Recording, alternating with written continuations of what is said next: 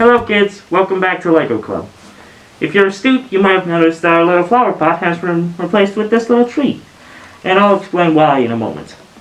To start, you're going to notice that we're skipping quite a few chapters ahead on to number 17, as it really encompasses most of what Numbers has in store for it, as it's mostly just little stories that accentuate the same point as the Israelites traveled through the desert. In chapter 17 of Numbers, verses 6 through 10. So Moses spoke to the people of Israel. Their leaders gave them 12 wooden staffs. They gave one for the leader of each of Israel's tribes. Aaron's staff was among them. Moses put the staffs in front of the Lord in the tent where the tablets of the covenant were kept. The next day, Moses entered the tent. He looked at Aaron's staff. It stood for the tribe of Levi. Moses saw that it had not only begun to grow new shoots, it also produced buds and flowers and almonds. Then Moses brought out all of the staffs from in front of the Lord. He brought them to the people of Israel. They looked at them, and each man took his own staff.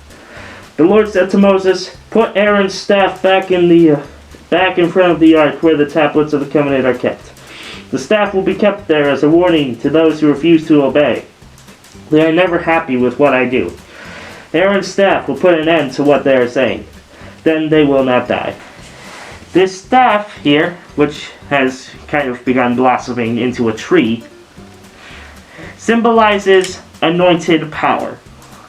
What the Israelites have been doing for the past 16 chapters is complaining that Moses and Aaron and all of these people are respected by God, by not them. You see, it's not that God doesn't respect them, it's that God didn't anoint them. We, the people of God, have often got a bit too big for our britches, thinking that we should be the ones going out into the field, changing millions of lives, being martyred, being remembered in history books, but that's not what God's calling us to do. If He is, we're probably doing it already.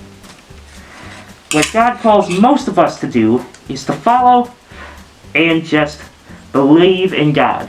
While there are those who will get those moments, who get to change lives, most of us probably will in the most mundane of situations. It's not all glitz and glamour. When God took Aaron's staff and made it into such a beautiful thing, He was saying, this is what Aaron's supposed to do. Stop complaining so I don't have to kill you for not believing in me. This will show you that I have anointed Aaron for this task, and you have been given the task of following. Sometimes we find it hard to follow, but we just need to remember that everyone has a hard time following.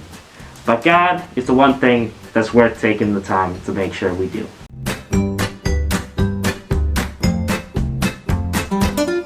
Today we're going to be making what might be our most advanced structure yet, but with my help I believe we can get through this together.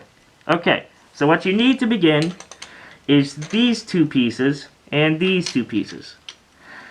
Normally you can get away with getting rid of the base, but not today. You're really going to need the base. So for this base, you connect them together right here, like if you remember last week, with 4 studs on the sides, which you can also test by just using 2x4s to see if there's any studs left on either side. And then there isn't any gaps on the top. Now, once you've got that, you just connect these to the side, and you have the beginning of our base. Now, with the beginning of your base, you're going to need this flat 2x2, lime green, and this brown 1x1, which is a round brown piece. So, what you do is put this green 2x2 here, and this round 1x1 in the center.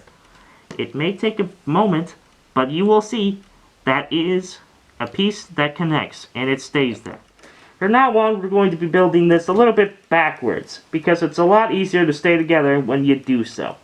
So we're going to start with this 2x8 piece here, which is 2 2x4s in a plate form, slotted together. Once you have that, you place it inverted right here, and grab 4 2x4s of the same color, in that nice, pretty green and put them as follows. You skip this first set of studs and move down and place the connection right here. As you can see, there is one stud up here, one set of 2 studs, and 2 sets of 2 studs right here. Then, you take another 2x4 and connect it like this. So now, underneath, it shows 3 studs on top and only 2 studs over here. Then, once you have that, you're not going to move down and place it like this. No, you're going to move it slightly up, so there's still a stud missing there, but you are closer together and have 3 studs like this. Then, the last one is just this over again, like so. So now, you have this here little piece of levery. Once you have these leaves, you're going to grab this piece, which is about too tall, but it isn't actually. I could explain why in another video. And these 1x2 slopes, 3 of them.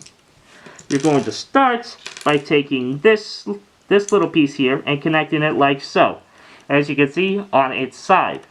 It's not quite at the same level, but we need it for this piece, which we are going to connect like this. So now it looks like some overhanging leaves are drooping off of this tree. Once you have that, you're going to take these 2 remaining and put them in these little holes we left for them right here. Now that you've got that under control, we're going to grab these pieces, which is a 2x2 and 2 other of the same, and this 2x3. Now that you have that, you're going to connect it like so. 2x2 here, 2x2 here, and you see how there's only one connection here? You're still going to put that 2x2 right there. Then you're going to take these here 2x2 underhang and 2x3 underhangs, which is 2 2x3 underhanging slopes and 1 2x2 underhanging slope. You're then going to connect it like so. You see how these pieces are connected? Where this is next to this and this? You're going to put these 2 together by leaving this 2x2 underhang right there. Once you have that in place, you're going to grab this 2x3 underhang and leave it right here. You see how they're not entirely overlapping?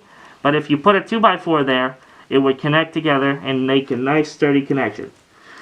Once you have that in place, you're going to put the other 2x3 underhang right there, which makes all of these almost connected.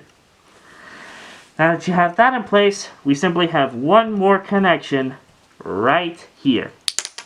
The last 2x2 tan brown piece in your collection. Once you have this connected, you're going to need to grab this piece again and connect it like so. The key to your success is seeing this piece goes right on top of this piece. Once you have that in place, everything else should go directly in place.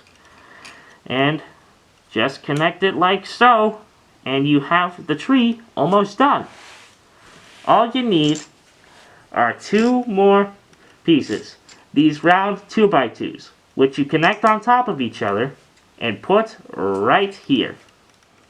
Now that you've got this in place, you're going to use the same technique you used to connect this on to put this on top of that. As you can see, there's a hole right here. You could do this with a 2x2 or mostly any other piece. You see this little hole in the center connects right on that stud.